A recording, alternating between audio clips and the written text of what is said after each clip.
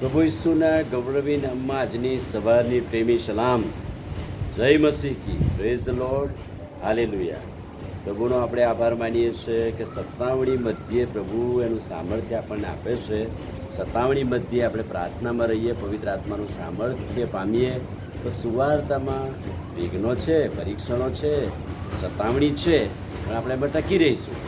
અને ઈશ્વરની યોજનામાં આપણે આજે એ જોવા માગીએ છીએ કે સત્તાવણી પામેલા લોકો માટે વિશ્વાસીઓ તરીકે આપણે શું પ્રાર્થના કરી શકીએ, શું કરી શકીએ, કેવી મદદ કરી શકીએ. એવી સત્તાવણી પામેલા લોકો માટે કેવળ પ્રાર્થના કરીએ એટલું જ જરૂરી નથી, પણ સત્તાવણી પામેલી મંડળી કે લોકો માટે આપણે શું કરી શકીએ.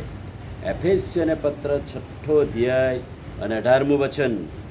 આત્મામાં હર વખતે પ્રાર્થના કરો, સઘળા સંતોને અર્થે આગ્રહથી પ્રાર્થના કરો. એટલે કે આત્મામાં હર વખતે પહેલો જે સ્ટેપ આપણો છે તો એ કે આપણે સત્તાવણી પામેલી મંડળી કે લોકો માટે હર વખતે પ્રાર્થના કરીએ કે પ્રભુ એમને કૃપા આપે.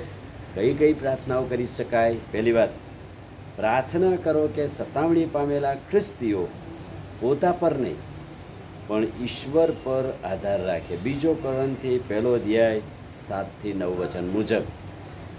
કેમ કે હર વખતે પ્રાર્થના કરીએ, હર વખતે પ્રભુ પર આધાર રાખીએ, પણ સત્તાવણી પામેલા ખ્રિસ્તીઓ પોતાની શક્તિ પર, પોતાના બધા આયોજનો પર નહીં, પણ હંમેશા ઈશ્વર પર આધાર રાખે. પ્રભુ જ આપણો આધાર છે.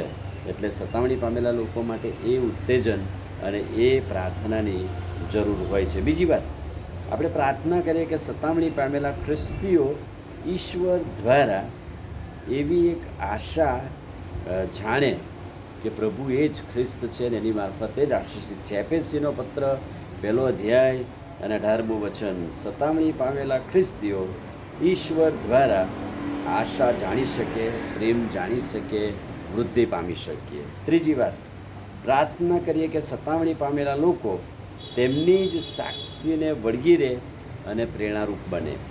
પોતાની જે સાક્ષી છે એ બદલાવી ના જોઈએ. સત્તાવણીમાં પણ પોતાની સાક્ષીને તેઓ મજબૂતાઈથી યાદ કરે, મજબૂતાઈમાં ટકી રહે, એ બહુ જરૂરી છે.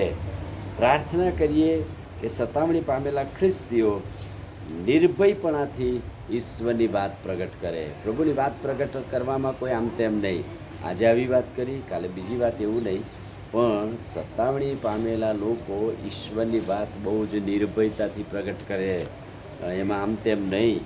અને તે પણ પ્રાર્થનાની જરૂર છે. પ્રાર્થના કરો કે સત્તાવણી પામેલા લોકોને પ્રભુ શારીરિક જરૂરિયાતો પૂરી પાડે, શરીરમાં શક્તિ, સામર્થ્ય પ્રભુ આપે. માર પડે, તકલીફ પડે તેવા સમયમાં શરીર પણ મજબૂત હોવું જોઈએ, અને એટલે કે શારીરિક તકલીફોમાં પણ તેઓ એમની જરૂરિયાતો સંતોષી શકે. પ્રાર્થના કરીએ કે પ્રભુ તેમને જીવનની શાંતિ આપે.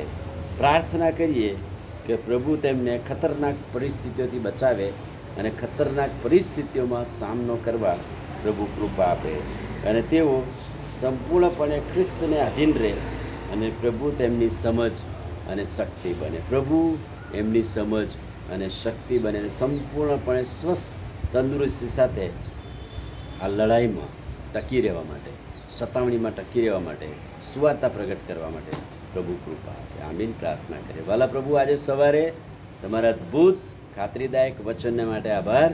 એવા લોકો માટે અમે પ્રાર્થના કરીએ જે સત્તાવણી પામેલા છે પણ સુવાર્તામાં મજબૂત બને. પ્રભુ ઈસુના નામમાં પ્રાર્થીએ છીએ, સાંભળો અને માન્ય કરો. આમીન. God bless.